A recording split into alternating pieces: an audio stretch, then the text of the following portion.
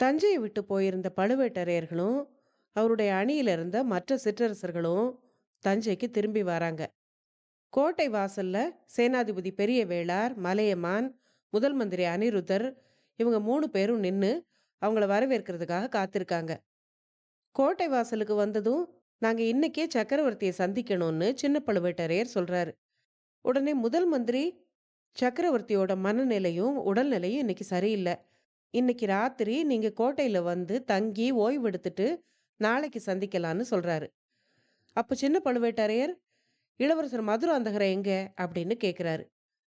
அதே சமயத்துல கோட்டை வாசல்ல இளவரசர் மதுராந்தகத்தேவர் வாழ்க வாழ்க அப்படிங்கிற கோஷங்கள் கேட்டுது.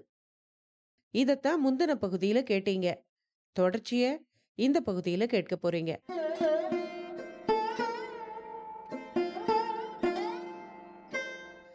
அனைவருக்கும் வணக்கம். நீங்கள் கேட்டுக்கொண்டிருப்பது கதை ரேடியோ தமிழ். அமரர் கல்கி அவர்கள் எழுதிய பொன்னியின் செல்வன் நாவலுடைய இறுதி பாகமான 5வது பாகத்தை கேட்டுட்டு இருக்கீங்க. இதுவரைக்கும் 69 அத்தியாயங்களை கேட்டிருக்கீங்க. தொடர்ச்சிய இந்த பகுதியில கேட்க போறீங்க. கதை ஆரம்பிக்கிறதுக்கு முன்னால சேனலுக்கு வந்திருக்கிற எல்லாருக்கும் என்னுடைய அன்பான வரவேற்புகள். இப்ப வாங்க கதைக்குள்ள போகலாம். அத்தியாயம் 70, கோட்டை காவல். கோட்டைக்குள் பிரவேசித்த யானையையும் பல்லக்கையும் காலாந்தக கண்டர் சிறிது நேரம் மிக கவனமாக உற்று பார்த்து கொண்டிருந்தார். அதிசயமாக இருக்கிறதே என்றார். என்ன அதிசயம், எது அதிசயம் என்று அனிருத்தர் வினவினார். இளவரசர் மதுராந்தகர் இவ்வளவு ஆர்ப்பாட்டத்துடன் கோட்டைக்குள்ளே போவதுதான். இளவரசர் மிக்க கூச்சமுள்ளவராயிற்றே. பல்லக்கின் திரையை விட்டு கொண்டல்லவா பிரயாணம் செய்வார். காலாந்தக கண்டர் இப்படி கேட்டதும், என்றைக்காவது ஒரு நாள் கூச்சம் தெளிந்துதானே ஆக வேண்டும். சீக்கிரத்தில் முடிசூட்டிக் கொள்ள வேண்டியவராயிற்றே என்றார் முதல் மந்திரி. மதுராந்தகருக்கு முடிசூட்டுவது என்று முடிவு செய்தாகிவிட்டதா? யார் முடிவு செய்தார்கள் என்று பழுவேட்டரையர் கேட்டார். ஏன், சக்கரவர்த்தி தான் முடிவு செய்தார். நாம் எல்லோருமாக போய் சக்கரவர்த்தியிடம் நம் சம்மதத்தை தெரிவித்ததும் என்று முதல் மந்திரி கூறிக்கொண்டிருக்கும் போதே, சக்கரவர்த்தி முடிவு செய்து நாம் சம்மதம் கொடுத்து என்ன பயன்? கொடும்பாளூர் படைகள் அல்லவா சம்மதம் கொடுக்க வேண்டும். அவர்கள் காவல் புரியும் கோட்டைக்குள் இளவரசர் மதுராந்தகர் இவ்வளவு குதூகலமாக யானை மேல் ஏறி போவது அதிசயம்தான் என்றார் காலாந்தக கண்டர். யானை சென்ற திசையை நோக்கி சில அடிகள் எடுத்து வைத்துவிட்டு மறுபடியும் அவர் திரும்பி வந்தார். பின்னர் பெரிய பழுவேட்டரையரை பார்த்து, அண்ணா, நீங்கள் எல்லாரும் கோட்டைக்குள் செல்வதற்கு நான் குறுக்கே நிற்கவில்லை. ஆனால் நான் மட்டும் வர முடியாது. நேற்று வரை என் கட்டுக்காவலுக்குள் இருந்த கோட்டையில் இன்று நான் பிறருடைய அதிகாரத்துக்கு உட்பட்டு பிரவேசிக்க முடியாது. என் மனம் அதற்கு இடம் கொடுக்கவில்லை. நீங்கள் போய் சக்கரவர்த்தியை தரிசித்து அவருடைய விருப்பம் என்னவென்று தெரிந்து கொள்ளுங்கள். நான் நம் படையுடன் வெளியிலேதான் இருப்பேன். மேலும் வந்தியத்தேவனை தேடிக்கொண்டு கந்தமாறன் போயிருக்கிறான். அவன் என்ன செய்தி கொண்டு வருகிறான் என்று அறிவதற்கு நான் ஆவலாயிருக்கிறேன். வந்தியத்தேவன் எப்படி பாதாள சிறையிலிருந்து தப்பினான், யாருடைய உதவியினாலே வெளியேறினான் என்று எனக்கு தெரிந்து கொள்ள வேண்டும். என்னை மன்னித்துவிட்டு நீங்கள் எல்லோரும் கோட்டைக்குள் போங்கள் என்றார். அப்போது கொடும்பாளூர் வேளார் ஏதோ சொல்ல வாயெடுத்தார். அதற்குள் பெரிய பழுவேட்டரையர் குறுக்கிட்டு, சேனாதிபதி, இந்த மூடனுடைய மூளை கலங்கி போயிருக்கிறது. அவன் எக்கேடாவது கெட்டுப்போகட்டும். நாம் போகலாம், வாருங்கள் என்றார்.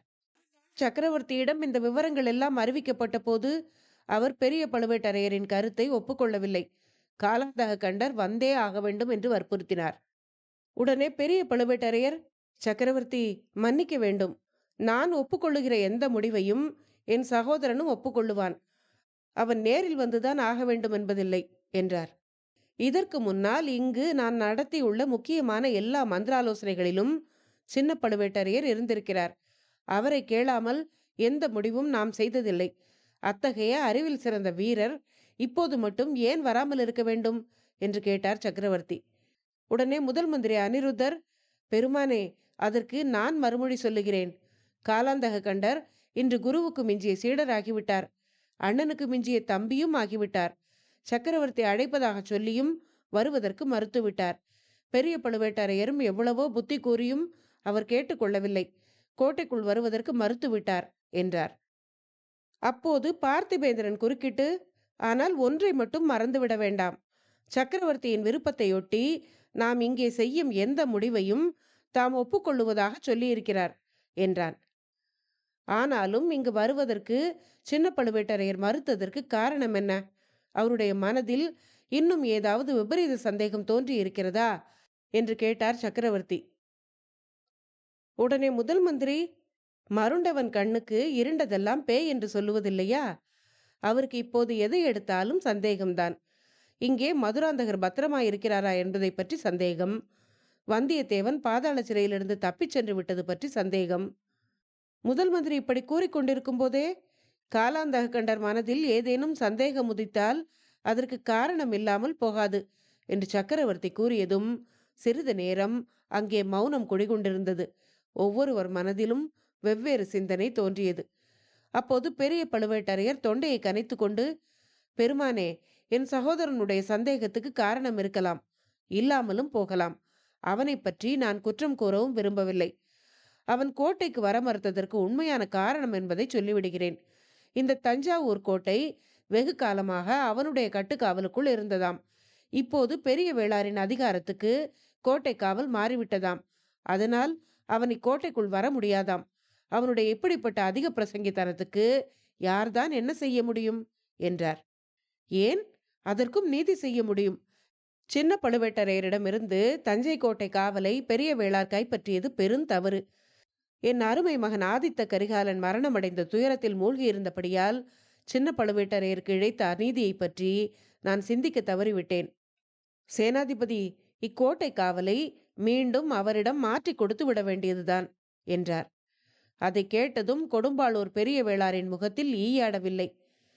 திருக்கோவலூர் மலையமான் அப்போது முன்வந்து, ஐயா, தஞ்சை கோட்டை காவல் சின்ன பழுவேட்டரையரிடம் இருந்த போது அந்த பொறுப்பை அவர் சரியாக நிறைவேற்றியதாக தெரியவில்லையே. சதிகாரன் ஒருவன் இந்த கோட்டைக்குள் புகுந்து அரண்மனை அந்தப்புறம் வரைக்கும் வந்து தங்கள் பேரில் வேலெறியும்படி நேர்ந்து விட்டதே. யாரோ ஒரு ஊமை பெண் குறுக்கிட்டு தங்கள் உயிரை காப்பாற்றும்படி நேர்ந்து விட்டதே. அவள் மட்டும் அச்சமயம் வராவிட்டால் என்ன நடந்திருக்கும்? இந்த தஞ்சை கோட்டையில் உள்ள ஆயுத சாலையில் எண்ணுவதற்கு இயலாத வாள்களும் வேல்களும் ஈட்டிகளும் அடுக்கி வைத்திருந்து என்ன பயன்? இங்கே கோட்டை காவலுக்கென்று இத்தனை வீரர்களும் வேளக்கார படையைச் சேர்ந்த வீராதி வீரர்களும் இருந்து என்ன பலன்? தளபதி சின்ன பழுவேட்டரையர் தனது பொறுப்பை சரிவர நிறைவேற்றியதாக சொல்ல முடியுமா? அவரிடமிருந்து நம் பெரிய வேளார் கோட்டை காவலை கைப்பற்றியது எப்படி தவறாகும் என்று கேட்டார். அதை கேட்ட சக்கரவர்த்தி, மாமா, விதியின் கொடுமைக்கு யார் மீது குற்றம் சுமத்தி என்ன செய்வது? தங்கள் அருமை பேரன் ஆதித்த கரிகாலனை காப்பாற்ற உங்களால் முடிந்ததா? நீங்கள் எல்லோரும் சேர்ந்து எத்தனையோ முயற்சி செய்தீர்களே என்றார் சக்கரவர்த்தி. அதை பற்றி விசாரிக்க வேண்டியதும் அவசியம்தான் சக்கரவர்த்தி. கடம்பூர் அரண்மனையில் நேர்ந்த கொடிய சம்பவத்துக்கு பொறுப்பாளி யார் என்று இன்னும் விசாரணை நடக்கவில்லை. அதை பற்றிய உண்மை வெளியாகவும் இல்லை என்றார் மலையமான். பெரிய பழுவேட்டரையரின் வருகைக்காக காத்து கொண்டிருந்தோம். அவர் வந்து விட்டபடியால் இனி விசாரணை ஆரம்பிக்கப்பட வேண்டும் என்றார் சேனாதிபதி பெரிய வேளார். விசாரணை ஆரம்பிப்பதற்கு முன்னால் கொலை குற்றம் சாட்டப்பட்ட வந்தியத்தேவன் பாதாள சிறையிலிருந்து தப்பி ஓடியது எப்படி? அதற்கு யார் பொறுப்பு என்பதையும் இப்போதே தீர விசாரிக்க வேண்டும் என்றான் பார்த்திபேந்திரன்.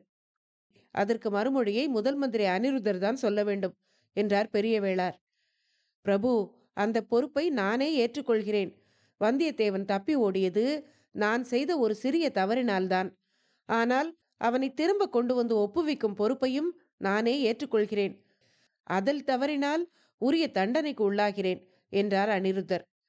அந்த பொறுப்பை முதல் மந்திரிக்கு முன்னால் என் நண்பன் கந்தமாறன் ஏற்றுக்கொண்டு விட்டான்.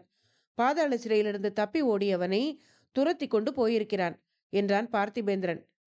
இந்த சம்பாஷணைகள் எல்லாம் நடந்து கொண்டிருக்கும் போது அந்த அறையில் பெண்மணிகள் இருவர் அமர்ந்திருந்தனர். அவர்கள் சக்கரவர்த்தினி வானமாதேவியும் இளைய பிராட்டி குந்தவையும் தான். வந்தியத்தேவனை கந்தமாறன் துரத்தி கொண்டு போயிருக்கிறான் என்ற செய்தியை கேட்டதும் இளைய பிராட்டி குந்தவை தேவியின் முகம் மாறுதல் அடைந்ததை முதல் மந்திரி அனிருத்தர் மட்டுமே கவனித்தார். பார்த்திபேந்திரனை பார்த்து, பல்லவகுமாரா, உன் நண்பன் கந்தமாறன் வெகு கெட்டிக்காரன் தான். ஆனால் சில காரியங்களில் அவனை நம்புவதில் பயனில்லை. அவனுடைய சொந்த கடம்பூர் மாளிகையில் வந்து தங்கியிருந்த சோழ நாட்டின் கண்ணுக்கு கண்ணான இளவரசர் கரிகாலரை அவனால் காப்பாற்ற முடியவில்லையே. சிறையிலிருந்து தப்பி ஓடிய வந்தியத்தேவனை அவனால் பிடிக்க முடியுமா? எனக்கு அப்படி தோன்றவில்லை என்றார் முதல் மந்திரி.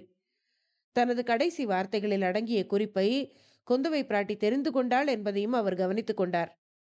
சரி, வந்தியத்தேவனை திரும்ப கொண்டு வந்து ஒப்புவிக்கிற பொறுப்பை முதல் மந்திரி அனிருத்தர் ஏற்றுக்கொண்டு விட்டார் அல்லவா? அதனால் சேனாதிபதி தஞ்சை கோட்டை காவலை திரும்ப சின்ன பழுவேட்டரையரிடம் ஒப்புவித்து விட வேண்டியதுதான் என்றார் சுந்தர சோழர்.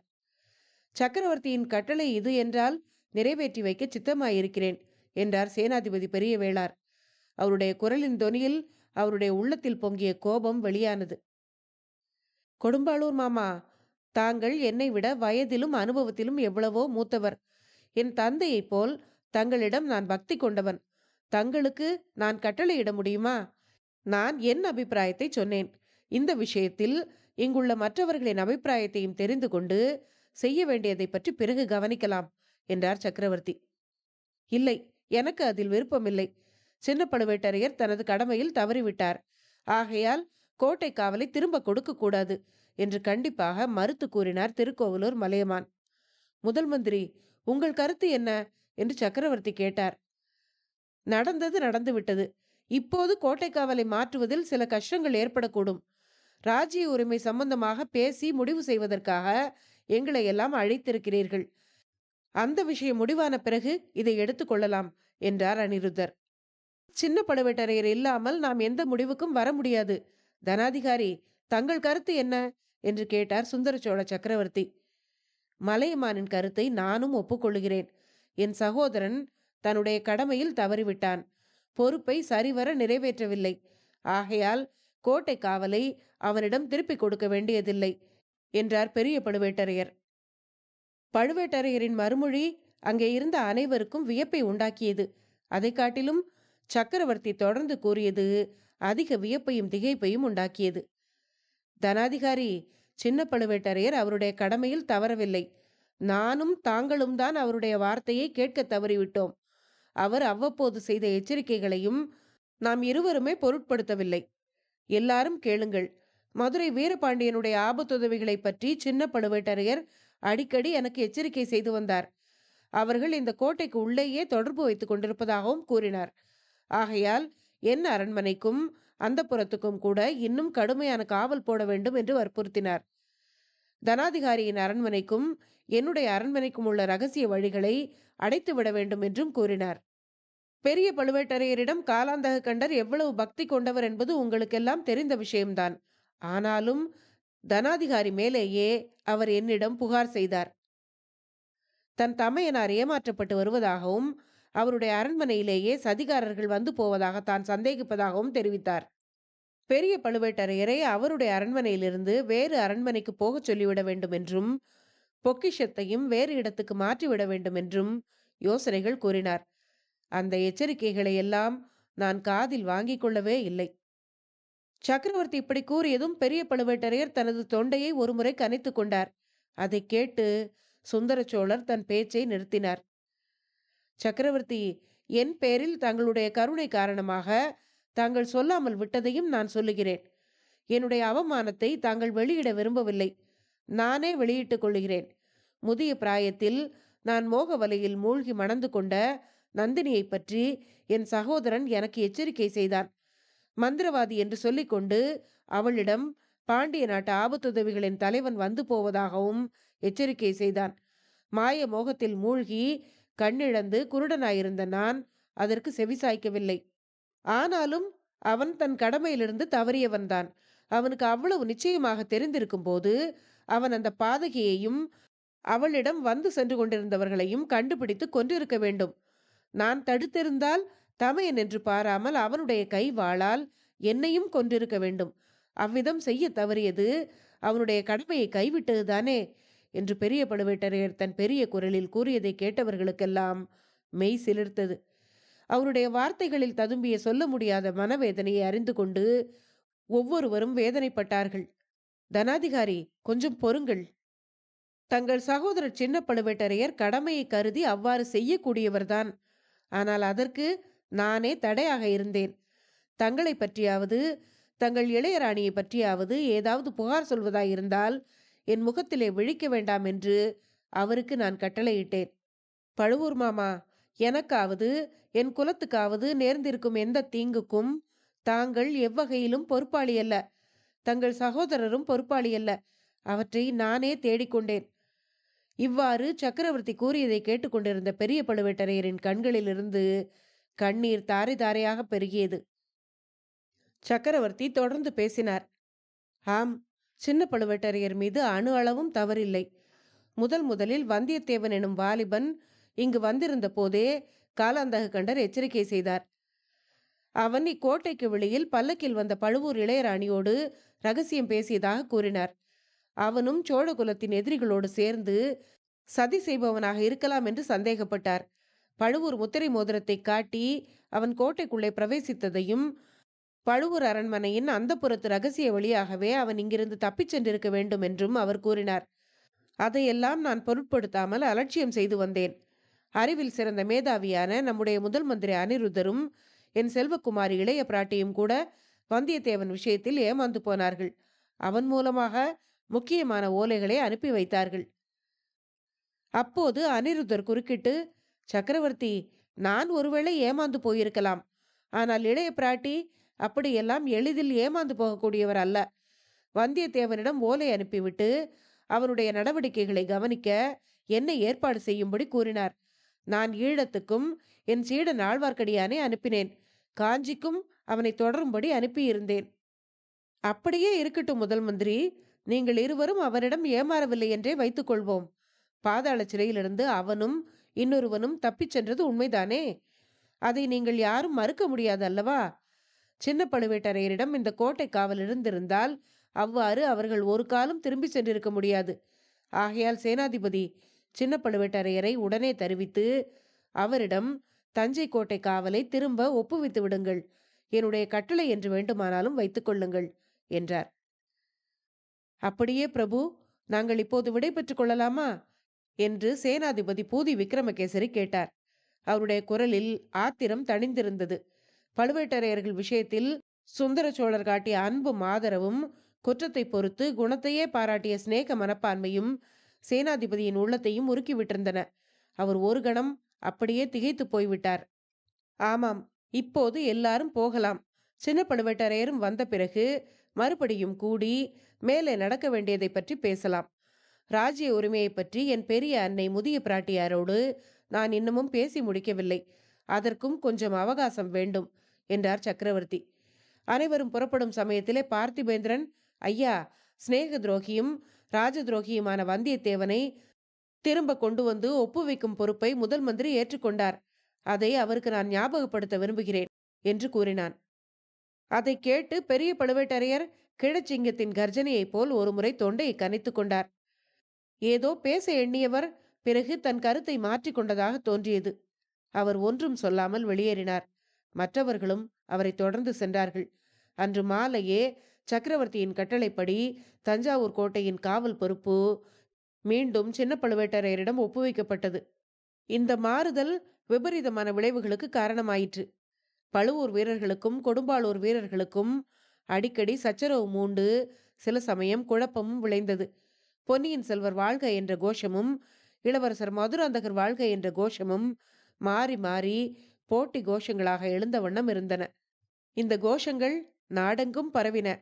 பொதுமக்களும் அவற்றில் கலந்து கொண்டார்கள். அடுத்த 3 தினங்களில் சோழ நாடு முழுவதும் ஒரே அல்லோல கலோலமாகிவிட்டது. வாய்ச்சண்டை கைச்சண்டையாகி தடியடி சண்டையாக முற்றியது. சில நாளைக்கு முன்பு சோழ நாட்டை பாழ்படுத்திய புயலையும் வெள்ளத்தையும் போலவே இப்போது ஆத்திர புயலும் வெறியாகிய வெள்ளமும் நாலாபுரமும் பரவி நாட்டில் நாசத்தை விளைவித்தன. அத்தியாயம் 71. திருவயிறு உதித்த தேவர். செம்பியன் மாதேவியை பார்க்க வேண்டும் என்று சுந்தர சோழர் பலமுறை சொல்லி அனுப்பிய பிறகு அம்மூதாட்டி சக்கரவர்த்தியை காண்பதற்கு வந்தார். சக்கரவர்த்தி அவர் வரும் செய்தி அறிந்து வாசல்படி வரையில் நடந்து சென்று காத்திருந்து வரவேற்று அழைத்துச் சென்றார். தன் பக்கத்தில் சிம்மாசனத்தில் வீற்றிருக்கும்படி கேட்டுக்கொண்டார். அரசர்க்கரசே, அடுத்தடுத்து துயரமான செய்திகளே கேட்டு நொந்திருக்கும் என் உள்ளம் தாங்கள் உடல் நலம் பெற்றிருப்பதை பார்த்து திருப்தி அடைகிறது. இறைவன் அருளால் நெடுங்காலம் தாங்கள் சிரஞ்சீவியாக வாழ்ந்திருந்து இந்த உலகத்தை பரிபாலித்து வர வேண்டும் என்று முதிய பிராட்டியார் கூறினார். அன்னையே, என் கால்கள் மீண்டும் நடக்கும் சக்தி பெற்றிருப்பதை குறிப்பிடுகிறீர்கள். இனி நெடுங்காலம் நான் உயிர் வாழ விரும்பவில்லை. தாங்கள் அத்தகைய ஆசையை எனக்கு கூற வேண்டாம். விரைவில் சிவபதம் கிடைக்க வேண்டும் என்று வாழ்த்துங்கள் என்றார் சுந்தர சோழர். சக்கரவர்த்தி, புத்திர சோகம் மிக கொடியதுதான். ஆனாலும் விதியின் வலிமையை பற்றி பேதையாகிய நான் தங்களுக்கு சொல்ல வேண்டியதில்லை. திருமாலின் அவதாரம் கிருஷ்ண பரமாத்மா. அவராலே கூட அரவானையும் அபிமன்யுவையும் காப்பாற்றி கொடுக்க முடியவில்லை. அத்தகைய வீர புதல்வர்கள் இறந்த பிறகும் அர்ஜுனன் உயிர் வாழ்ந்திருக்கவில்லையா? மண்ணுயிரை காக்கும் பொருட்டு நீ உன்னுயிரை காத்து கொள்ள வேண்டும் என்று கிருஷ்ண பரமாத்மா போதித்ததை ஏற்றுக்கொண்டு அர்ஜுனன் உயிர் வாழ்ந்தான்.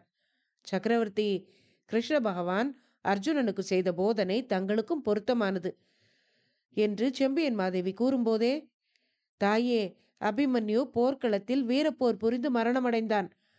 வீர சொர்க்கம் அடைந்தான். என் மகன் எப்படி இருந்தான் என்பதை மட்டும் நான் நிச்சயமாக தெரிந்து கொள்ள முடியுமானால் என் மனம் ஓரளவு நிம்மதியடையும் என்றார். சென்று போனதை பற்றி எதற்காக மனதை புண்படுத்திக் கொள்ள வேண்டும்? கரிகாலனுடைய விதி முடிந்தது. வால் நட்சத்திரம் விழுந்தது.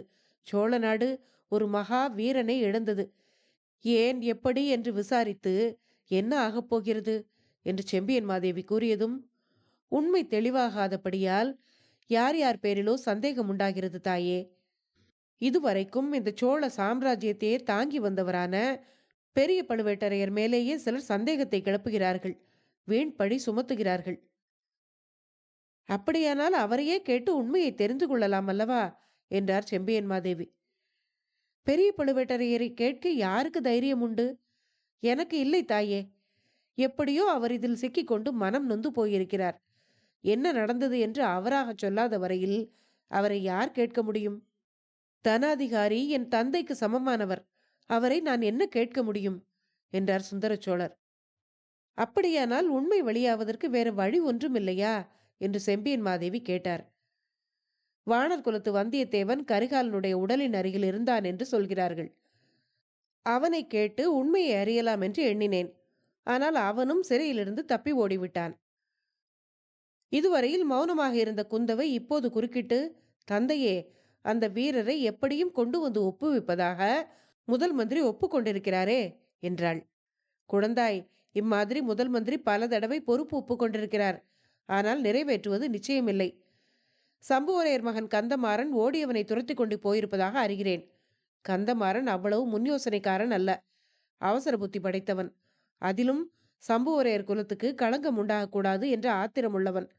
அவன் வந்தியத்தேவனை தொடர்ந்து போயிருப்பது என் கவலையை அதிகப்படுத்துகிறது. சக்கரவர்த்தி இப்படி கூறிக்கொண்டிருக்கும் போதே, ஐயா, சென்று போனதை மறந்து விடுவதே நல்லது. இனி நடக்க வேண்டியதை பற்றி யோசியுங்கள் என்றார் செம்பியன் மாதேவி.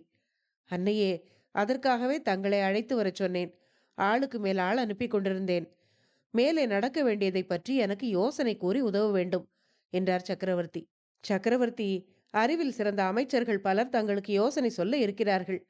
நான் பேதை பெண், என்ன யோசனை சொல்லப் போகிறேன் என்று செம்பியன் மாதேவி கேட்டதும், தேவி, கோபித்துக் கொள்ளக்கூடாது. சோழ குலத்தில் தோன்றிய பெண்கள் எல்லோரும் பேதைகளாய் இருக்கவில்லை. இதோ இருக்கிறாளே என் அருமை மகள் குந்தவை, அவளுக்கு நிகரான அறிவு படைத்தவர்களை நான் இதுவரை கண்டதில்லை என்றார் சக்கரவர்த்தி. மன்னிக்க வேண்டும் சோழ சக்கரவர்த்தி, நான் சோழ குலத்தில் பிறந்தவள் அல்லவே, மழவரையர் குலத்தில் பிறந்தவள் தானே என்றார் முதிய பிராட்டியார். எந்த குலத்தில் பிறந்தாலும் பெண்கள் அறிவுடையவர்களாக இருக்கலாம். பிறந்த குலம் புகுந்த குலம் இரண்டுக்கும் நன்மை உண்டாக்கலாம். பெண்கள் வெறும் பிடிவாதம் பிடித்து பிறந்த குலமும் புகுந்த குலமும் அழிந்து போவதற்கு காரணமாவதும் உண்டு. தாயே, தாங்கள் அத்தகைய குலநாசத்துக்கு காரணமாக போகிறீர்களா என்று சக்கரவர்த்தி கேட்டதும் செம்பியன் மாதேவி நெருப்பை மிதித்தவர் போல் துடித்து, சக்கரவர்த்தி, இது என்ன வார்த்தை? என்னால் ஏன் சோழ குலம் நாசமடைய வேண்டும்? நான் அவ்வளவு சக்தி படைத்தவள் அல்லவே என்று கண்களில் நீர் மல்க விம்மிக்கொண்டே கூறினார். தேவி, சிறிது கடுமையாக பேசுவதற்காக என்னை மன்னிக்க வேண்டும். என் மூத்த குமாரன் இறந்து நான் உயிரோடு இருக்கிறேன் என்னும் எண்ணம் என் நெஞ்சத்தை பிளந்து கொண்டே இருக்கிறது. ஆனால் இதை காட்டிலும் எனக்கு ஏற்படக்கூடிய துன்பம் ஒன்று உண்டு. என் மூதாதையர் காலத்திலிருந்து வலுப்பெற்று பரவி வரும் இந்த சோழ ராஜ்யம் என் காலத்தில் சின்னாபின்னப்பட்டு அழிந்தது என்றால் அதை காட்டிலும் கொடிய தண்டனை எனக்கு வேறு ஒன்றும் இல்லை. மன்னர் மன்னா, தாங்கள் எவ்வளவோ அறிவாளி, ஆற்றல் மிக படைத்தவர். ஆயினும் விதியை மாற்றி எழுத தங்களால் கூட முடியாது என்றார் செம்பியன் மாதேவி. ஆம் அன்னையே, விதியை என்னால் மாற்றியிருக்க முடியாது. ஆனால் என் குமாரனை அந்திம காலத்தில் பார்க்க முடியாமலே போய்விட்டதே. அவன் மனதில் குடிகொண்டிருந்த வேதனையை நான் அறியாமலே போய்விட்டேனே என்று இன்றைக்கு நான் படும் பச்சாதாபம் இல்லாமல் போயிருக்கும். இதையெல்லாம் எதற்காக சொல்கிறேன்?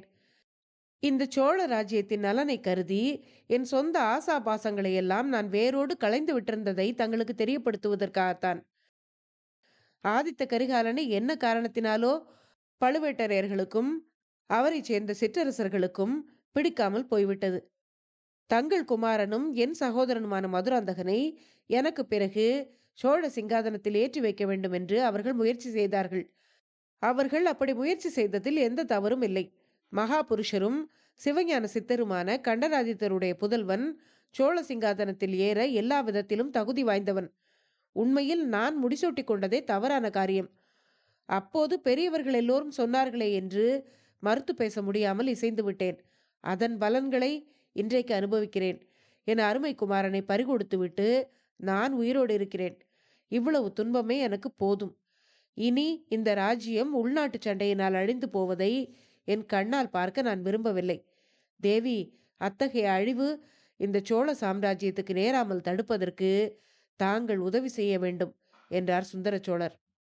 ஐயா, தாங்கள் சோழ சிங்காதனம் ஏறியதில் முறை தவறு எதுவும் இல்லை. என்னுடைய கணவர் சிவபக்தியில் ஈடுபட்டு ஆத்ம அனுபூதி செல்வராக விளங்கினார். ராஜரீக காரியங்களில் அவருடைய மனம் ஈடுபடவில்லை. ஆகையால் அவருடைய காலத்தில் சோழ ராஜ்யம் சுருங்கிக் கொண்டே வந்தது. தாங்கள் பட்டத்துக்கு வந்த பிறகு மறுபடியும் ராஜ்யம் விரிவடைந்தது. இவ்விதம் ராஜ்யம் மேன்மையுறுவதற்கு முக்கிய காரணமாயிருந்தவன் தங்கள் அருமை செல்வன் ஆதித்த கரிகாலன். அவனுக்கு உலகம் அறிய இளவரசு பட்டம் கட்டப்பட்டது. அதை மாற்றி என் மகனுக்கு ராஜ்ய உரிமையை அளிக்க வேண்டும் என்பதற்கு நான் எப்படி சம்மதிக்க முடியும்? நான் சம்மதித்தாலும் உலகம் சம்மதிக்குமா? ராஜ்யத்தின் மக்கள் சம்மதிப்பார்களா? சக்கரவர்த்தி உள்நாட்டு சண்டையினால் ராஜ்யம் அழிவதை தடுக்க விரும்புவதாக சற்று முன்னால் சொன்னீர்கள். ஆதித்த கரிகாலனை புறக்கணித்துவிட்டு என் புதல்வனுக்கு பட்டம் கட்டியிருந்தால் அதே உள்நாட்டு சண்டை நேர்ந்திருக்காதா? ராஜ்யம் அழிந்திருக்காதா என்று கேட்டார். ஆம் தாயே, அதனாலேதான் நானும் தயங்கிக் கொண்டிருந்தேன். எல்லாரையும் சமரசப்படுத்தி அனைவரும் ஒப்புக்கொள்ளக்கூடிய ஏற்பாடு செய்ய பிரயத்தனப்பட்டேன். ஆனால் அது கைகூடுவதற்குள்ளே விதி குறுக்கிட்டு விட்டது. கரிகாலனுடைய ஆயுள் முடிந்து விட்டது. தாயே, அடுத்தாற்போல் நான் செய்ய வேண்டியது என்ன? தாங்களே சொல்லுங்கள். இந்த ராஜ்யத்தின் பொறுப்பை இனி என்னால் தாங்க முடியாது. யாரிடமாவது ஒப்புவித்துவிட்டு கரிகாலனுடைய கடைசி விருப்பத்தை நிறைவேற்ற விரும்புகிறேன். காஞ்சியில் எனக்காகவென்று கரிகாலன் கட்டியுள்ள பொன் மாளிகையில் தங்கி என் அந்திம காலத்தை கழிக்க விரும்புகிறேன். இப்போது யாருக்கு பட்டம் கட்டுவது என்று சொல்லுங்கள். அருள்மொழியை காட்டிலும் மதுராந்தகன் பிராயத்தில் மூத்தவன்.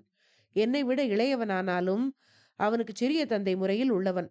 கொடும்பாளூர் வேளாரும் திருக்கோவலூர் மலையமானும் அருள்மொழிக்கு பட்டம் கட்ட வேண்டும் என்கிறார்கள். தர்மத்துக்கும் நியாயத்துக்கும் குலமுறைக்கும் விரோதமான இந்த காரியத்துக்கு நான் எப்படி உடன்பட முடியும்? அல்லது தாங்கள் தான் எப்படி உடன்பட முடியும்? அன்னையே, எனக்கு உதவி செய்யுங்கள். மதுராந்தகனுக்கு முடிசூட்ட தங்கள் சம்மதத்தை தெரிவியுங்கள். அதை வைத்துக்கொண்டு நான் சேனாதிபதி பெரிய வேளாரையும் திருக்கோவலூர் மலையமானையும் சம்மதிக்க செய்வேன். தங்கள் சம்மதத்தையும் அனுமதியையும் தெரிவித்து இந்த சோழ சாம்ராஜ்யத்தை காப்பாற்றிய புண்ணியத்தை கட்டிக்கொள்ளுங்கள் என்றார் சுந்தர சோழ சக்கரவர்த்தி. ஐயா, ராஜ்ய விவகாரங்களில் இனி நான் குறுக்கிடுவதில்லை. மதுராந்தகனை அழைத்து அவன் சம்மதத்தை கேட்டு எப்படி உசிதமோ அப்படி செய்யுங்கள் என்றார் செம்பியன் மாதேவி. ஆமாம், மதுராந்தகனை அழைத்து அவனுடைய சம்மதத்தை கேட்டுக்கொண்டுதான் எதையும் தீர்மானிக்க வேண்டும். அதற்கும் தங்கள் உதவி வேண்டும். தேவி, மதுராந்தகனை எங்கே என்றார் சக்கரவர்த்தி. செம்பியன் மாதேவி தன் தொண்டை அடைக்க நாத்தழுதழுக்க சென்ற 3 தினங்களாக அதே கேள்வியைத்தான் நானும் கேட்டுக்கொண்டிருக்கிறேன். மதுராந்தகனை எங்கே என்று யாரும் மறுமொழி சொல்லவில்லை. அரசே, என் புதல்வன் எங்கே? கோட்டை தளபதி சின்ன பழுவேட்டரையரை கூப்பிட்டு கேளுங்கள் என்றார். சின்ன பழுவேட்டரையர் தங்களை கேட்க வேண்டும் என்கிறார். தாங்களும் முதல் மந்திரி அனிருத்தரும் ஏதோ சூழ்ச்சி செய்து மதுராந்தகனை மறைத்து வைத்திருப்பதாக அவர் குற்றம் சாட்டுகிறார். அன்னையே, இப்போது சின்ன பழுவேட்டரையரையும் முதல் மந்திரியையும் அழைத்து வரச் செய்கிறேன். அனுமதி கொடுங்கள் என்றார் சக்கரவர்த்தி. அப்படியே அழைத்து வரச் செய்யுங்கள். நானும் அவர்களை கேட்கிறேன் என்றார் செம்பியன் மாதேவி. குந்தவை உடனே வாசல் பக்கம் சென்று அங்கிருந்த காவலர்களிடம் சொல்லி முதல் மந்திரியையும் சின்ன பழுவேட்டரையரையும் அழைத்து வரச் செய்தாள். சக்கரவர்த்தி சின்ன பழுவேட்டரையரை நோக்கி, தளபதி, சோழ நாடு போற்றி வணங்கும் மூதாட்டியார் நீர் கேட்ட அதே கேள்வியை கேட்கிறார். மதுராந்தகன் எங்கே என்று வினாவுகிறார். மதுராந்தக தேவரை பற்றி தாங்கள் அறிந்ததை சொல்லுங்கள். தங்கள் சந்தேகத்தையும் ஒளிவு மறைவின்றி கூறுங்கள் என்றார். உடனே சின்ன பழுவேட்டரையர், நான் இப்போது தெரிவித்துக் கொள்வதை குற்றம் கூறுவதாக எண்ணக்கூடாது. என்ன காரணத்தினாலோ தேவியார் தனது குமாரர் சோழ சிங்காதனம் ஏறுவதை விரும்பவில்லை. இது எல்லாரும் அறிந்தது. 3 நாளைக்கு முன்னால் மூத்த எம்பெருமாட்டியும் மதுராந்தக தேவரும் கோட்டைக்கு வெளியே சென்றார்கள். புஷ்ப திருப்பணி செய்யும் சேந்தன் அமுதனுடைய குடிசைக்கு சென்று நலம் விசாரித்தார்கள். பிறகு தேவியார் மட்டும் கோட்டைக்கு திரும்பினார். சிறிது நேரத்துக்கு பிறகு நானும் என் தமையனாரும் கோட்டை வாசலுக்கு சற்று தூரத்தில் நின்று கொடும்பாளூர் வேளாருடன் பேசிக் கொண்டிருந்தோம். மதுராந்தக தேவரை பற்றி நான் விசாரித்துக் கொண்டிருந்த சமயத்தில் யானை பல்லக்கு பரிவாரத்துடன் சிலர் கோட்டைக்குள் நுழைந்தார்கள். மதுராந்தக தேவர் வாழ்க என்ற கோஷமும் கேட்டது. முதல் மந்திரி என்னிடம் யானை மேல் இருந்தவர்தான் மதுராந்தக தேவர் என்று கூறினார். எனக்கு அதை பற்றி சிறிது சந்தேகம் ஏற்பட்டது. பிறகு சக்கரவர்த்தியின் கட்டளைப்படி கோட்டை காவல் என் வசத்தில் வந்தது. என் அரண்மனையில்தான் மதுராந்தகர் தங்குவது வழக்கம். அன்று இரவு அதை பற்றி நான் விசாரிக்கவில்லை. மறுநாள் விசாரித்த போது அவர் என் அரண்மனைக்கு வரவில்லை என்று தெரிந்தது. பின்னர் கோட்டை முழுவதும் தேடி பார்த்தும் யார் யாரையோ விசாரித்து பார்த்தும் மதுராந்தக தேவரை பற்றி ஒன்றும் தெரியவில்லை. கோட்டைக்குள் பிரவேசித்தவர் எப்படி மாயமாய் மறைந்தார்? தேவியாரும் முதல் மந்திரியும் இப்போது நான் சொல்ல போவதற்காக மன்னிக்க வேண்டும். அவர்கள் இருவரும் ஏதோ சூழ்ச்சி செய்து மதுராந்தகர் பீதி கொள்ளும்படியான செய்தி எதையோ அவரிடம் சொல்லி இந்த நகரை விட்டும் நாட்டை விட்டுமே ஓடி போகும்படி செய்து விட்டார்கள் என்று நான் சந்தேகப்படுகிறேன். நான் சொல்வது தவறாயிருந்தால் மீண்டும் பெரிய பிராட்டியாரின் மன்னிப்பை கோருகிறேன். செம்பியன் மாதேவி அதை கேட்டு தழுதழுத்த குரலில், தளபதி, தாங்கள் இப்போது கூறியது முற்றும் தவறு. சிவபெருமானுடைய பாத கமலங்கள் சாட்சியாக சொல்லுகிறேன். முதல் மந்திரி அனிருத்தரிடம் சமீபத்தில் என் குமாரனை பற்றி நான் எதுவும் பேசவில்லை. சூழ்ச்சி செய்ததும் இல்லை. அன்று மாலை நானும் மதுராந்தகனும் சேந்தனமுதன் குடிசைக்கு போனது உண்மைதான். நான் அங்கிருந்து புறப்பட்ட போது மதுராந்தகன் சிறிது நேரம் கழித்து வருவதாக சொன்னான். அதற்கு பிறகு நான் அவனை பார்க்கவில்லை. 3 நாட்களாக நானும் அவனை தேடிக்கொண்டுதான் இருக்கிறேன் என்றார். உடனே காலாந்தக கண்டர், தேவியார் கூறுவதை நான் ஒப்புக்கொள்ளுகிறேன். அப்படியானால் முதல் மந்திரிதான் இந்த மர்மத்தை விடுவிக்க வேண்டும் என்று கூறிக்கொண்டே முதல் மந்திரியை நோக்கினார். உடனே முதல் மந்திரி, தளபதி, இந்த கோட்டை முழுவதும் தாங்கள் தேடி பார்த்ததாக கூறியது உண்மைதானா என்று கேட்டார். ஆமாம், தங்கள் அரண்மனையை தவிர மற்ற எல்லா இடங்களையும் தேடி துருவி பார்த்தாகிவிட்டது. என்னுடைய அரண்மனையை மட்டும் விட்டுவிட்ட காரணம் என்ன என்று முதல் மந்திரி கேட்டதும், தாங்கள் சோழ சாம்ராஜ்யத்தின் முதல் மந்திரி என்கிற மரியாதை காரணமாகத்தான் என்றார் காலாந்தக கண்டர். அப்படியானால் தாங்கள் தங்களுடைய கடமையை சரியாக செய்யவில்லை என்று ஏற்படுகிறது. போனது போகட்டும். சக்கரவர்த்தி, தங்களுடைய பெரிய அன்னையும் சோழ நாடு போற்றும் சிவபக்த சிரோமணியுமான மூத்த எம்பிராட்டியார் தமது புதல்வரை பற்றி என்னிடம் ஒன்றும் சொல்லவில்லை. நான் அவருடன் சூழ்ச்சி எதுவும் செய்யவில்லை. ஆனால் ஒன்று சொல்கிறேன். தேவியாரின் திருவயிற்றில் உதித்த தேவர் என்னுடைய மாளிகையிலேதான் 3 நாளாக இருந்தார். இப்போது இந்த அறையின் வாசலிலே வந்து தங்களையும் அன்னையையும் தரிசிப்பதற்காக காத்திருக்கிறார். அனுமதி கொடுத்தால் அழைத்து வருகிறேன் என்றார். இவ்வாறு முதல் மந்திரி கூறியதும் அங்கிருந்தவர்கள் ஒவ்வொருவரும் அடைந்த வியப்பை சொல்லி முடியாது. முதல் மந்திரி, இது என்ன வேடிக்கை? தேவியின் புதல்வரை அழைத்து வருவதற்கு அனுமதி ஏன் கேட்க வேண்டும்? சீக்கிரமே வரவழையுங்கள் என்றார். முதல் மந்திரி அனிருத்தர் வாசல்படி அருகில் சென்று கைத்தட்டி விட்டு மறுபடியும் உள்ளே வந்தார். அடுத்த கணம் சேந்தன் அமுதனை முன்னால் விட்டுக்கொண்டு ஆழ்வார்க்கடியான் நம்பி வந்தான்.